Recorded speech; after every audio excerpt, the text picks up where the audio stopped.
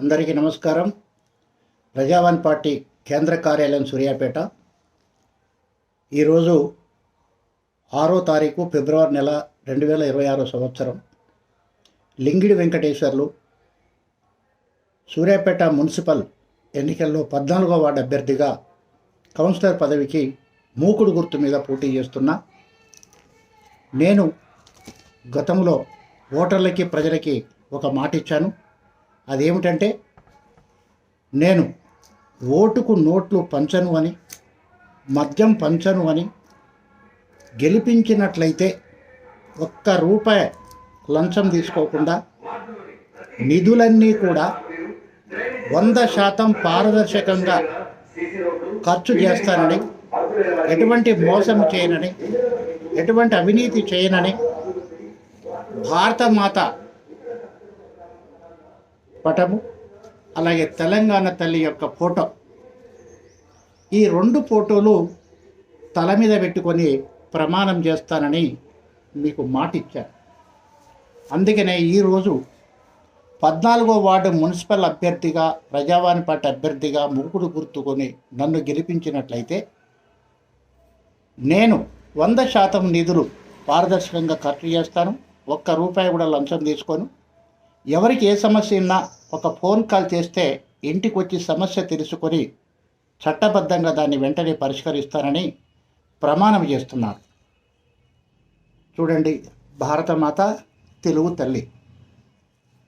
అలాగే మిగతా అభ్యర్థులకు కూడా నేను ఛాలెంజ్ చేసేది 14వ వార్డులో కానీ సూర్యాపేట పట్టణంలో కానీ, మీకు నీతి ఉంటే, మీకు ప్రజాసేవ చేయాలనే కోరిక ఉంటే, మీకు దమ్ము ధైర్యం ఉంటే, నేను ఏ రకంగా ప్రమాణం చేశానో మీరు కూడా తెలంగాణ తల్లి బొమ్మను, భారతమాత యొక్క పటాన్ని తల మీద పెట్టుకొని ప్రమాణం చేసి ఎన్నికలకు ప్రచారానికి వెళ్ళాలని మీకు సవాలు విసురుతున్నా.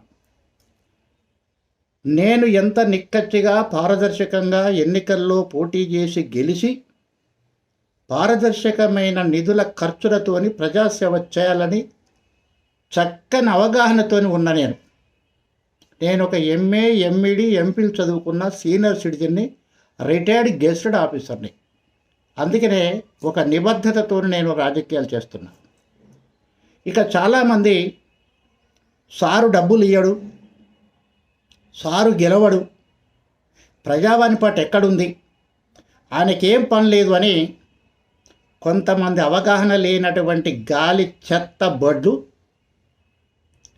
సోంబేరిగాండ్లు నన్ను డిస్కరేజ్ చేస్తున్నారు. నా తరపున ప్రచారం చేసే వాళ్ళకి కానీ, నా అభిమానులకు కానీ డిస్కరేజ్ చేస్తున్నారు. అరే వెధవల్లారా, చెత్త నా కొడుకుల్లారా, రాజ్యాంగంలో ఓటుకు నోటు ఇవ్వాలని ఎక్కడైనా ఉందిరా? సారు డబ్బులు ఇవ్వడు అని అంటున్నారు. మీకు నోరు ఎట్లొస్తుందిరా? మీకు బుద్ధి జ్ఞానం ఉందా? Election commission of India, election commission of Telangana, భారత రాజ్యాంగం ఏం చెప్తుంది?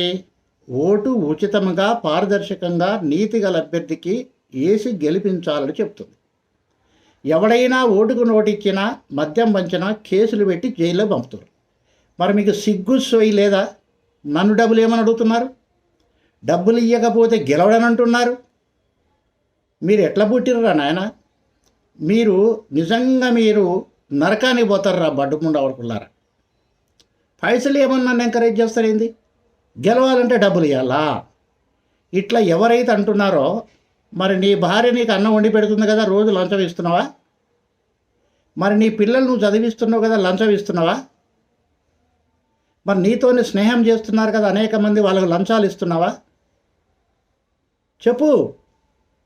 ఎందుకు తిక్కల మాటలు మాట్లాడుతున్నారు వేస్ట్ ఫెలోస్? భారత రాజ్యాంగం ఏం చెప్తుంది? నిజమైన ప్రజాసేవకుడు ఉచితంగా గెలవాలి, 100% పారదర్శకమైన పరిపాలన అందించాలని భారత రాజ్యాంగం చెప్తుంది. మీకు సోయలేదా? మీకు సిగ్గు లేదా? పైపెచ్చు అందరూ డబ్బులు ఇస్తారు, ఈయన ఇయ్యడు, ఈయంది గెలుస్తాడా అని సొల్లు కబులు చెప్తారు. ఏందరా తిక్కల ముండా కొడుకులారా? డబ్బులు ఇచ్చే ప్రశ్నే లేదు. ఉచితంగా ఓటు వేసిన రోజే నేను గెలుస్తా, 100% పారదర్శకమైన పరిపాలన అందిస్తా అందుకని నేను చెప్తున్నా, ఎవరికి కూడా డిస్కరేజ్ చేయకండి. నా ధర్మాన్ని నేను నివృత్తి చేసుకుంటూ వెళ్తా, నా కర్తవ్యాన్ని నేను పాటిస్తా, ప్రజలకి భరోసా ఇస్తున్నా. నన్ను 14వ వార్డు కౌన్సిలర్గా కనుక ఎన్నుకున్నట్లయితే 100% నిధులు పారదర్శకంగా ఖర్చు పెడతా. సమస్య ఉంటే ఇంటికి వచ్చి మాట్లాడి ఏ విధంగా దాన్ని పరిష్కరించాలో ఆ విధంగా ఉచితంగా పరిష్కరిస్తా. మీ యొక్క అభివృద్ధికి, మీ యొక్క సమగ్రాభివృద్ధికి నేను అంకితమైపోతానని మీకు ప్రమాణం చేసి చెప్తున్నాను. ఇప్పుడే భారతమాత ఫోటో, అలాగే తెలంగాణ తల్లి ఫోటో రెండు కూడా నేను తల మీద పెట్టుకొని మీకు ప్రమాణం చేసి చెప్పాను. నమ్మాలి. మీరు నమ్మకపోతే నేనేం చేయలేను. నన్ను గెలవద్దని, డబ్బులు ఇస్తలేడని ఎవరైతే నన్ను శాపాలు పెడుతున్నారో మీరు ఖచ్చితంగా నరకం పోతారు. నా ఎన్నికల గుర్తు మూకుడు గుర్తు. ఈ మూకుడు గుర్తులో సలసల కాగే ఆయిల్లో మిమ్మల్ని యమధర్మరాజు ముక్కలు ముక్కలు కోసి మిమ్మల్ని బాగా హింసిస్తాడు. అందుకని అందరికీ నమస్కారం చేసి చెప్తున్నా, 14వ వార్డు నన్ను చేస్తున్నటువంటి 7 మంది అభ్యర్థులలో నేను సీనియర్ సిటిజన్ని, రిటైర్డ్ గెస్టెడ్ ఆఫీసర్ని, ఎంఏ ఎంఎడ్ ఎంఫిల్ చదువుకున్నా. జీవితం మొత్తం కూడా ఒడిదొడుకులతో అనుభవించా. ఇప్పుడు పేద ప్రజల కోసం, బాధితుల కోసం రాజ్యాంగ పరిధిలో పనిచేయడానికి నేను రాజకీయాలకు వచ్చాను తప్ప ఎవరినో బ్లాక్మెయిల్ చేయడానికో, ఎవరినో దోసుకోవడానికో, ఎవరినో గేలి చేయడానికో, లేదా కులాలని మతాలను రెచ్చగొట్టడానికో, లేకపోతే వర్గ విభజన చేయడానికో, లేకపోతే నా కులము, నా తెగ, నా మతం అని చెప్పటానికో నేను రాలేదనేది మీ అందరికీ వార్నింగ్తోని రిక్వెస్ట్ చేసి చెప్తున్నా. నేను 100% నిఖార్స్ అయినటువంటి ప్రజాసేవకుని. నేను చదివింది ఎంఏ రాజనీతి శాస్త్రం, ఎంఈడి రాజనీతి శాస్త్రం, ఎంఫిల్ రాజనీతి శాస్త్రం. రాజనీతి శాస్త్రం యొక్క ధర్మబద్ధత కోసమే నేను పనిచేస్తున్నా. దానికోసమే రాజకీయాలకు వచ్చా. దోపిడీ చేయడానికి, అవినీతి చేయడానికి, కులాలను రెచ్చగొట్టడానికి, మతాలను రెచ్చగొట్టడానికి, మద్యం పంచడానికి, పాపము చేయడానికి నేను రాలేదని మీ అందరికీ విజ్ఞప్తి చేస్తున్నా. మరొకసారి గత 10 సంవత్సరాల నుంచి 13 సార్లు ఎమ్మెల్యే, ఎమ్మెల్సీ, ఎంపీ, మున్సిపల్ కౌన్సిలర్గా పోటీ చేస్తూ వస్తున్నాను. నాకు మీరు ఓట్లు వేయకపోతే ఓడిపోయేది మీరు కానీ నేను కాదు. గుర్తుపెట్టుకోండి.